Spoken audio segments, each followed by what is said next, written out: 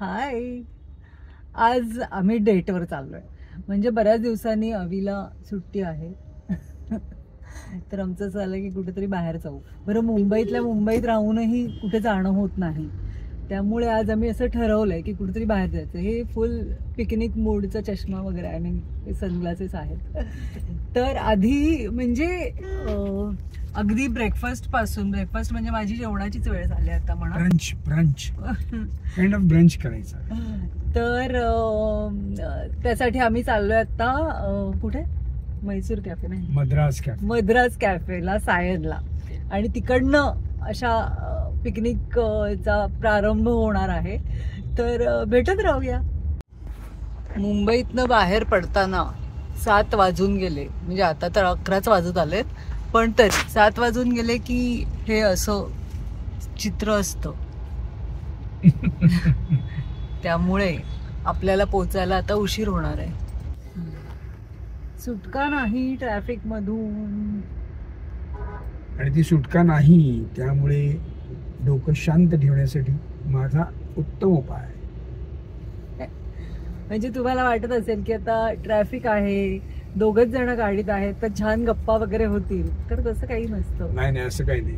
हे केव्हाही थांबू शकतं. गप्पांच्या वेळेला गप्पा थांबल्या की आपलं एक दीर्घ श्वसन करत राहायचं, शांत मस्त. तर फायनली आपण पोहोचलोय ट्रॅफिक मधनं. थोडस जेवणाची वेळ इकडे तिकडे झाली आहे, कारण आता 12 वाजतात. पण ठीक आहे, 12:30च्या आत आहे. आणि मी चुकून मद्रास कॅफे टाकलं होतं, त्यामुळे ते तिकडे टाउनचं मद्रास कॅफे दाखवत होतं. त्यामुळे साधारण 1 तास जास्त दाखवत होते. पण हे आहे कॅफे मद्रास. मला इथेच यायचं होतं, पण तिने मद्रास कॅफे टाकल्यामुळे जरा गोंधळ झाला. त्यामुळे आम्ही आता पोहोचलोय. आता तुम्हाला दाखवते कॅफे मद्रास कसं आहे. हे खूप जुनं कॅफे आहे. इथे खूप ऑथेंटिक साऊथ इंडियन फूड मिळतं आणि ते खूप छान आहे. तर जाऊया आता.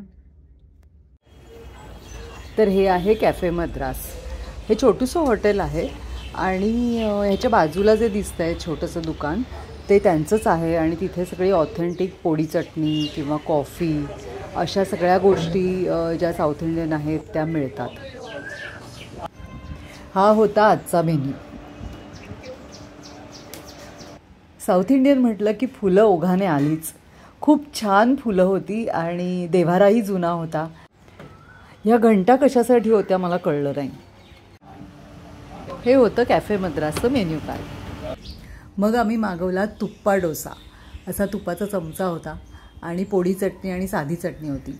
मग पोळी डोसा म्हणजे हा उत्तप्प्यासारखाच होता, जाडसर, पण पोळी चटणीचा लेअर होता. आणि हा नीर डोसा, पण नीर मसाला डोसा, त्यामुळे मसाल्याची भाजी होती त्याच्याबरोबर. आणि फायनली पिसरट्टू मसाला डोसा म्हणजे मुगाचा डोसा. आणि हा गूळ आणि नारळाचा चव.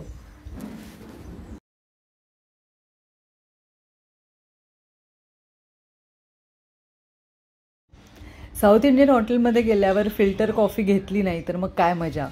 त्यामुळे जेवणानंतरही आम्ही अर्धा कप अशी फिल्टर कॉफी घेतली. जेवण झालंय, तुडुंब खाल्लं गेलंय आणि फारच अप्रतिम असं साऊथ इंडियन फूड होतं ते. खरं तर ह्या ऑथेंटिक हॉटेलच आहे हे साऊथ इंडियन फूडचं. आणि खूप गर्दी होती. टेबलसुद्धा शेअरिंगमध्ये मिळालं आम्हाला. त्यामुळे असे छान खातानाचे वगैरे शॉर्ट्स घेतले नाही आहेत, पण पदार्थाचे शॉर्ट्स घेतलेत. आणि अर्थातच या व्हिडिओच्या आधी तुम्हाला ते दिसलेच असतील. सो मजा आली आहे. आणि आता आपण जाणार आहोत वीरमाता जिजाबाई बॉटॅनिकल गार्डन आणि झूला. इनोव्हेट केलं आणि त्याचं आता सगळंच वेगळं रूप आहे. तर बघूया तिकडे जाऊन काय मजा येते. बाय द वे, नीर डोसा जो आहे तो नीर डोसा आम्ही गूळ आणि खोबऱ्याच्या चवासाठी घेतला होता. पण आवीचं म्हणणं होतं की मसाला नीर डोसा घेऊया. तर मसाला नीर डोसामध्ये काय, फक्त तो पांढरा डोसा, तो डोसा फक्त नीर डोसा होता आणि बटाट्याची भाजी होती. मग तो जो गूळ आणि खोबऱ्याचा चव आहे तो एक्स्ट्रा मागवला. पण मजा आली आहे. तुडुंब असं जेवण झालेलं आहे. आता आपण गार्डनमध्ये जाऊया, आय मीन बॉटॅनिकल गार्डनमध्ये जाऊया. तुडुंब जेवल्यानंतर पान खाण्याचा एक प्रोग्राम आहे. भिजलं पाणी मसाला मसाला पाणी कॅफे ग्लास पानाचा विडा आहे, काही मसाला वगैरे काही नाही, नॉर्मल पान, वरती दालचिनी आणि असं वगैरे लागेल. लवंग म्हणतात, लवंग लवंग लवंग सॉरी लवंग लवंग लावलेलं, लौंग का बिडा, पान खाए सैया हमारो हमारो हमारो, ये म्हणजे हिने ही म्हणायला पाहिजे पण मी म्हणते आता.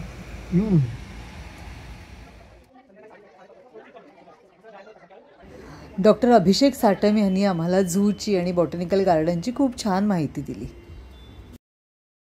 पेंग्विनच्या कक्षामध्ये तर आम्ही खूप वेळ होतो. पेंग्विन छान इकडनं तिकडे फिरत होते, खेळत होते, खूप छान वाटत होतं. त्यांच्याबद्दल अनेक गोष्टी आम्हाला कळल्या की ते पण आपल्यासारखं डे नाईट फॉलो करतात. त्यांच्यासाठी तिथे डॉक्टर्स आहेत, त्यांचे फीडर जे फीड करतात त्यांना ते वेगवेगळे आहेत आणि त्यांचे त्यातले फेवरेटसुद्धा आहेत. पेंग्विनच्या पंखाखाली ऑइल ग्लँड्स असतात, त्यातलं ऑइल ते आपल्या सगळ्या अंगाला लावतात आणि त्यामुळे पाण्यात पोहताना त्यांच्या पंखांना काही त्रास होत नाही.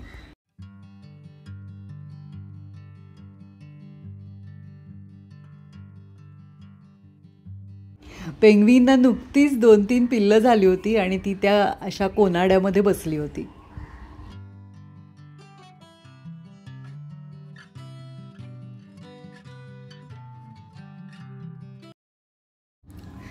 माझ्या पण अनेक शंका होत्या की त्यांना आपण इथे आणून ठेवतो तर त्यांना काही त्रास होतो का, तर त्याची सगळ्यांचीच खूप समाधानकारक उत्तरं मला डॉक्टरांनी दिली.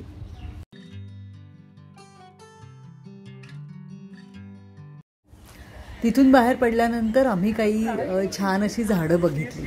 प्राईड ऑफ इंडिया किंवा क्वीन्स फ्लावर म्हणतात, तिथे खाली आहेत तुम्हाला म्हणतात की इथे जर तुम्ही बघितलं की हे हा जो मधला पोर्शन आहे तो एखाद्या राणीच्या मुकुटासारखा दिसतो, क्राऊन सारखा दिसतो, म्हणून त्याला क्वीन्स फ्लावर म्हणतात.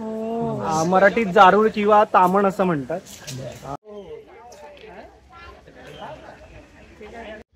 Jamaican spike.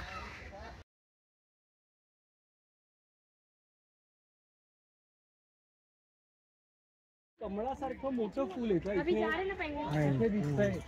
आता सध्या फ्लावरिंग मध्ये त्याचा फ्रुटिंग का सीझन आहे. मॅजेस्टिक हेवन लोटस आहे हे. आपण 162 वर्ष पूर्ण केले या वास्तूला. आणि दुसरं महत्वाचं म्हणजे हे संपूर्ण हेरिटेज ग्रेड 2 बीच्या अंडर येतं. वर झालं आणि युरोपवरनं ती वास्तू इथे बनून यायला वेळ उशीर झाला. त्या वेळात न करता आत्ताच्या ठिकाणी ह्याच्यात 2 प्रकार असतात. एक शंकू आकाराचं दिसतं आणि थोडंसं फांद्या पसरलेलं दिसतं. हे जे दिसतंय हे अशोकाचं झाड. रावणाने सीतेला ज्या झाडाखाली ठेवलं होतं ते हे झाड. या झाडाची सावली खूप थंड असते, म्हणजे आपल्याला इमिजिएट फरक जाणवतो आणि कुठल्याही प्रकारचा शोक नसलेला असा हा अशोक. जंगलात जेव्हा वाघ सिंह येतात तेव्हा ते विशिष्ट प्रकारचा आवाज काढून ओरडून बाकीच्यांना सिग्नल देतात, म्हणून त्याला बार्किंग डिअर म्हणतात इंग्लिशमध्ये. आणि आपले जास्त आधी चावल लागत असेल. आणि ह्यांच्यामध्ये फक्त नरालाच शिंग असतात, म्हणजे अँटलर्स असतात बेसिकली, मादीला नसतं.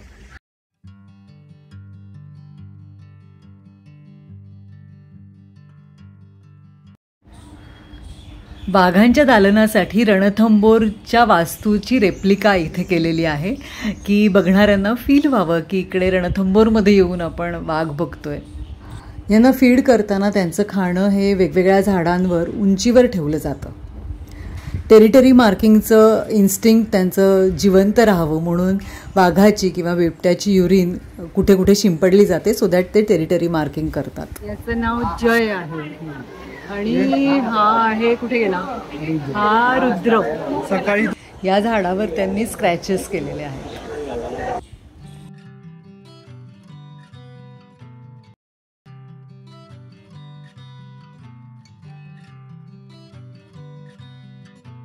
याला रेंट्री एवढ्यासाठी म्हणतात की हे जे पापुद्रे दिसत आहेत त्या पापुद्र्यांमध्ये कीटक असतात आणि ते तेव्हा शू करतात तेव्हा टोटल झाडावर पाऊस पडल्याचा फील येतो.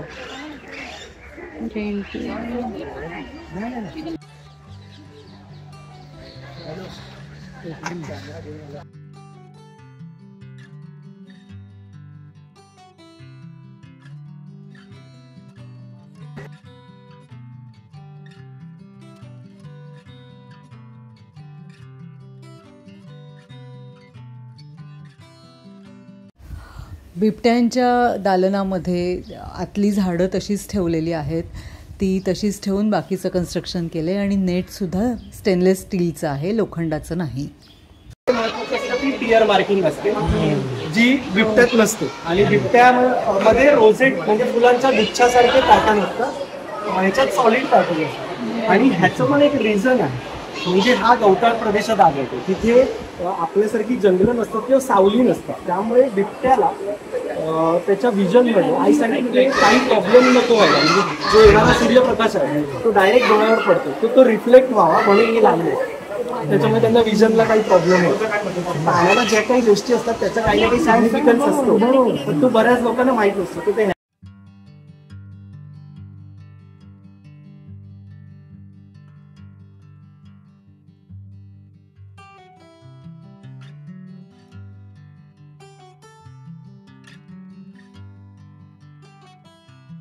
किंवा ही त्याची साईज असते, किती पिल्लं देतो, त्याचं डिस्ट्रीब्युशन काय आहे, त्याच्यासाठी आता आम्ही फिमेल शोधतो. आपल्याकडे एकच मेल आहे, याचं नाव आहे वरुण. मी तरच पुन्हा एकदा मागतो म्हणजे निशाचर आहे, तर रात्रीच्या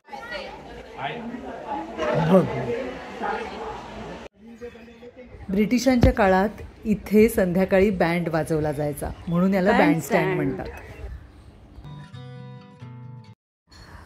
काचेच्या रिफ्लेक्शनमुळे अस्वल काही माझ्या कॅमेऱ्यात कॅप्चर झालं नाही.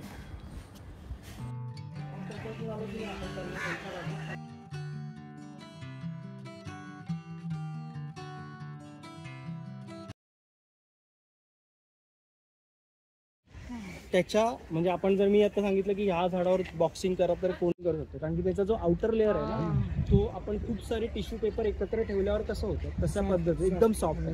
किंवा तुम्ही तुमचा अंगठा जोरात प्रेस केला तर तुमचे फिंगरप्रिंट्स त्याच्यावर येतात. असं इंटरेस्टिंग झाड आहे ते, काजूपीठ म्हणतात. साधारण बघा त्यांची उंची जवळजवळ 8-10 मजली उंच झाड आहे आणि त्यातला सेंट्रल पार्ट खूप स्ट्रॉंग असतो, त्याच्यामुळे झाड. आणि आयर्न रोडचं संपूर्ण स्ट्रक्चर आणि त्याच्यावर लाकडाच्या पट्ट्या आहेत, तर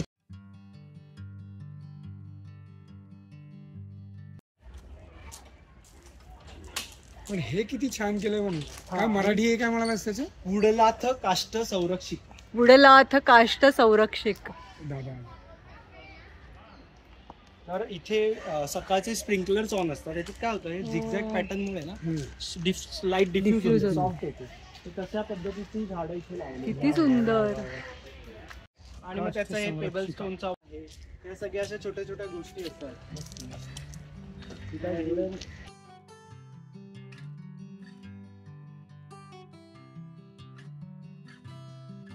पाऊस पडत होता, खूप मस्त असं धमाल करायला मिळाली. इथे त्यांनी आता स्ट्रॉबेरी लावली आहे आणि येतात इथे. माझा नंबर घेऊन नाही. ज्या झाडांना कमी ऊन चालतं अशी सगळी झाडं इथे होती. वरच्या स्ट्रक्चरमुळे डिफ्यूज होऊन त्याच्यावर सूर्यकिरण पडत होते, त्यामुळे त्यांना कमी लाईट मिळत होता, म्हणजे असा हार्श सनलाईट नव्हता. त्यामुळे खूप छान वेगवेगळ्या जातीची झाडं होती इथे. ऑर्किडसुद्धा होतं, फर्न्स होती वेगवेगळ्या प्रकारची. खूप मजा आली.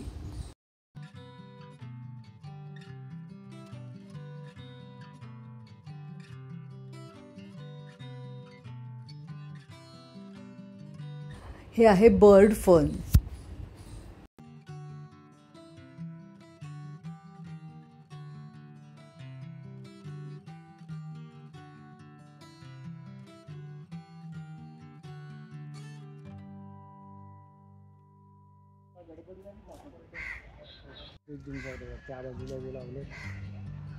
Ghost tree. त्याच्यावर एकही पान नसणार आहे, त्याचा फ्लावरिंगचा सीझन आहे, पानं.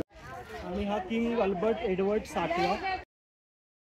अनाटॉमी वाईज नसा अगदी व्यवस्थित दिसतात, किंवा त्याचं बॉडी स्ट्रक्चर खूप अप्रतिम केलं. आज जे काही शक्य नाही ते तेव्हा लोकांनी करून ठेवलेलं आहे. म्हणजे आज आपल्याकडे टेक्नॉलॉजी आहे. पावसाचा सीझन जसं जवळ येईल ना तेव्हा ह्याला पानं येतात, नाही तर वर्षभर पानं नसतात. आणि त्याची फुलं आहेत ना पांढऱ्या रंगाची बेल सारखी उलटी लटकणारी फुलं आहेत, म्हणून त्याला अपसाइड डाऊन ट्री म्हणतात.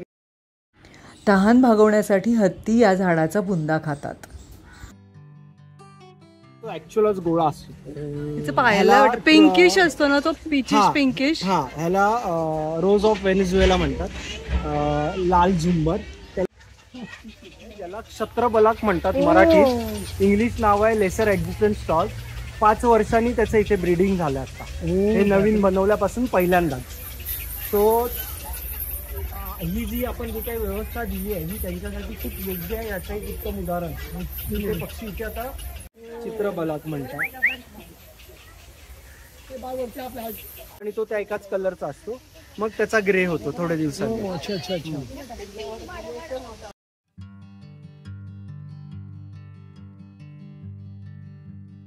चित्रबलाक आणि चित्रबलाक कर्कोट इतक्या सोप्या भाषेत आपण केलेलं. आणि चित्र बघून जास्त लगेच वाचत बसणं.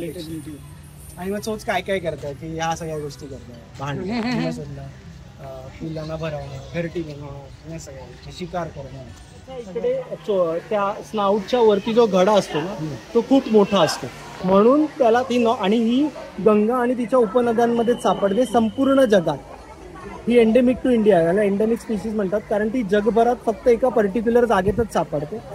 आणि ते घड्यासारखं दिसतं म्हणून त्याला घरियाल म्हणतात. आणि त्याचं इंग्लिश नाव सुद्धा घरियाल आहे.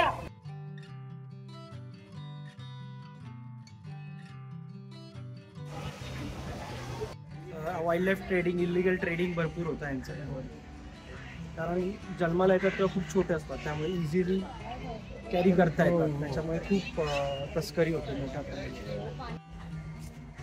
लॉकडाऊनमध्ये आम्ही यांचं मीटिंग कसं होतं ते रेकॉर्ड करू शकतो, कारण काश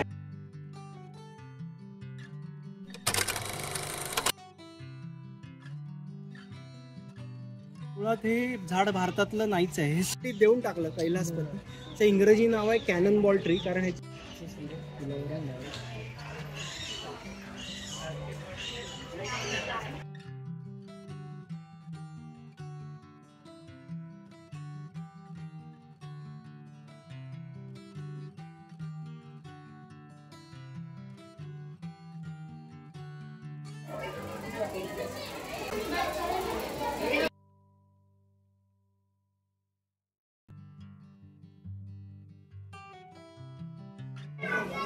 त्याचा एक ग्रीन कलर असल्यामुळे याला मिलिटरी मका म्हणतात. त्याच्यात बरेच वेगवेगळे प्रकार आहेत.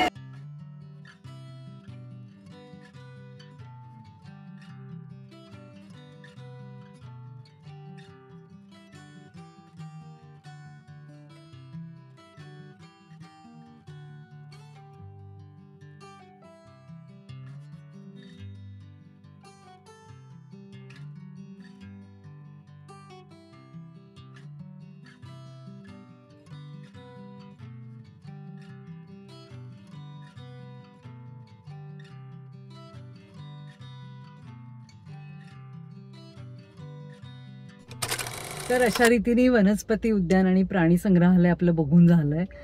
पण गर्दी खूपच होती आणि त्यांनी आम्हाला सांगितलं की पावसाळ्यात तुम्ही आलात तर जास्त छान बघता येईल, मजा घेता येईल, तर पावसाळ्यात एकदा येऊ. पण बाकी तुम्ही बघितलंच आहे सगळं की कसं छान छान आहे आणि छान छान पद्धतीने मेंटेन केलेलं असं हे सगळं प्रोजेक्ट आहे. खूप छान वाटलं मला.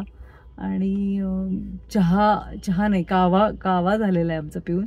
आता चहासाठी थांबणार आहे कारण मोबाईलची बॅटरी डाऊन आहे, त्यामुळे कुठेतरी कॅफेमध्ये किंवा कुठेतरी चहाच्या दुकानात नाही, चहाच्या हॉटेलमध्ये थांबून मोबाईल चार्ज करायचा आहे. सो तो झालाच तर उत्तम, नाही तर मग इथेच थांबूया. आता आम्ही जे फॉरेस्ट ट्रेलला जाणार होतो तिथे बुकिंग ऑलमोस्ट 1 आठवड्याचं ऑनलाईन करायला लागतं, जे आम्हाला माहितीच नव्हतं, त्यामुळे ते कॅन्सल केलं आहे. आणि आता आम्ही चाललो आहे कुलाबा कॉजवेला, गाडी पार्क केली आहे आणि टॅक्सीतून चाललो आहे. आता तिकडे शॉपिंग करायचं. कुलाबा कॉजवेला खूप छान प्रकारचं शॉपिंग होतं. कानातले, टॉप्स, चपला, बॅग्स, वेगवेगळ्या प्रकारच्या बेल्ट्स, अशा अनेक गोष्टी मिळतात आणि त्या खूप रिझनेबल रेटमध्ये मिळतात. फक्त गर्दी खूप असते आणि तिथे अनेक स्टॉल्स आहेत. तिथल्या स्टॉल्सवर आपल्याला आवडेल त्या गोष्टी जरा सर्च कराव्या लागतात आणि शोधून अशा छान छान गोष्टी घ्याव्या लागतात.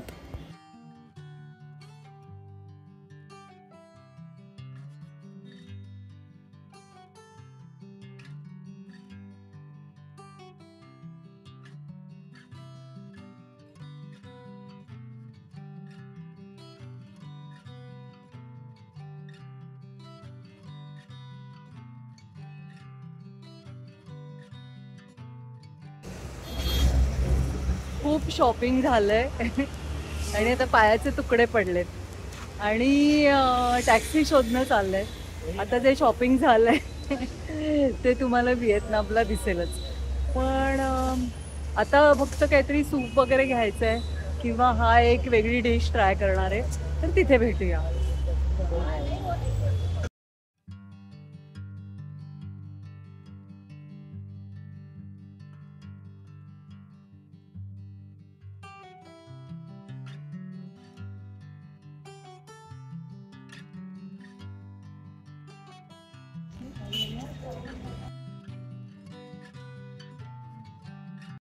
तर आता आम्ही या फू रेस्टॉरंटच्या बाहेर वेटिंगमध्ये आहोत.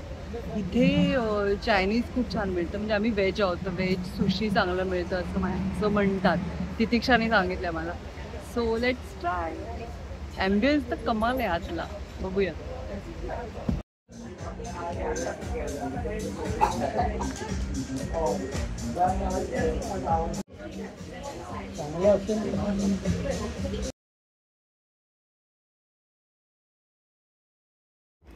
चॉपस्टिक्सनी कधी खायला येणार आहे देवाला ठाऊक. मी प्रयत्न तर केला.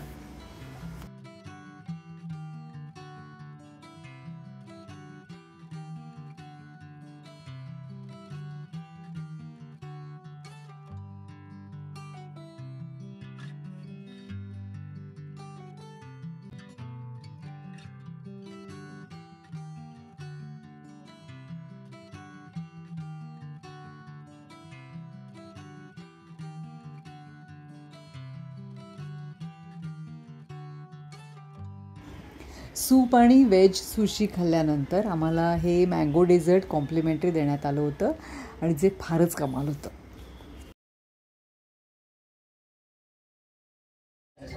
कसं वाटतंय तुम्हाला फूमध्ये येऊन? आनंद झालाय, खूप मजा आहे.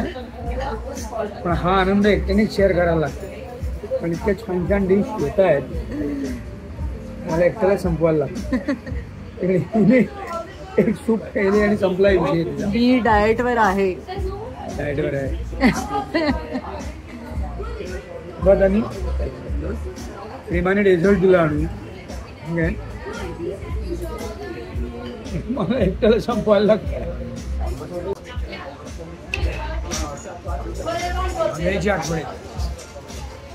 आंब्याची आठवण आहे. त्याचा पार्टनर खाण्यात. मी डाएटवर असल्यामुळे मी सूप प्यायले.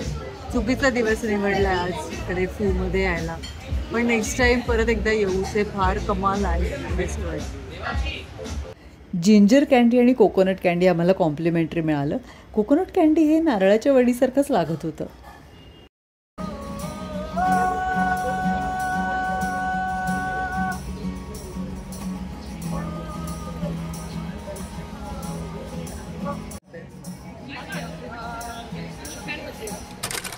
हा कोस्टल रोड आहे. आज पहिल्यांदाच जाते मी इकडनं.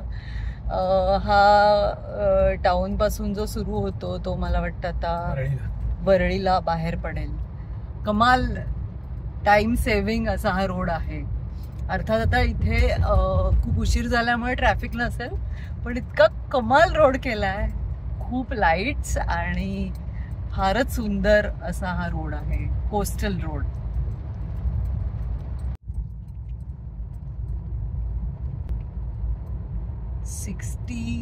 km/h स्पीड लिमिट आहे इकडे. 60च्या स्पीडनेच गाडी चालवायची आहे. आम्ही 50च्याच चालवतो.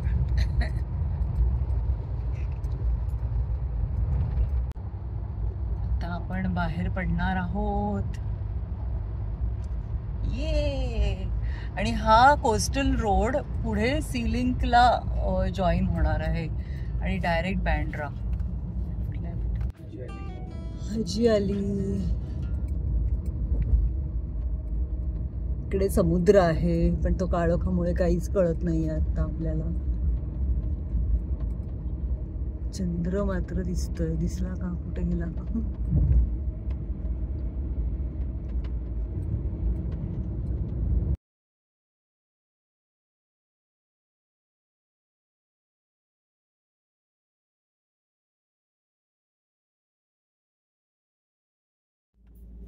अशा रीतीने आजचा दिवस संपलाय. आम्ही फायनली आता घरी पोहोचलोय. ती 11:30 वाजले. 11:30. ऑलमोस्ट 12 तास झालेत. पण मजा आली. आज बऱ्याच दिवसांनी एकमेकांसाठी वेळ देता आला आणि खूप छान टाइम स्पेंड झाला. तर असेच काही काही दिवस असतील जे स्पेशल असतील ते शेअर करत राहीन तुमच्याबरोबर. तर भेटत राहूया. तोपर्यंत stay fit, stay healthy, be happy and be consistent. Bye.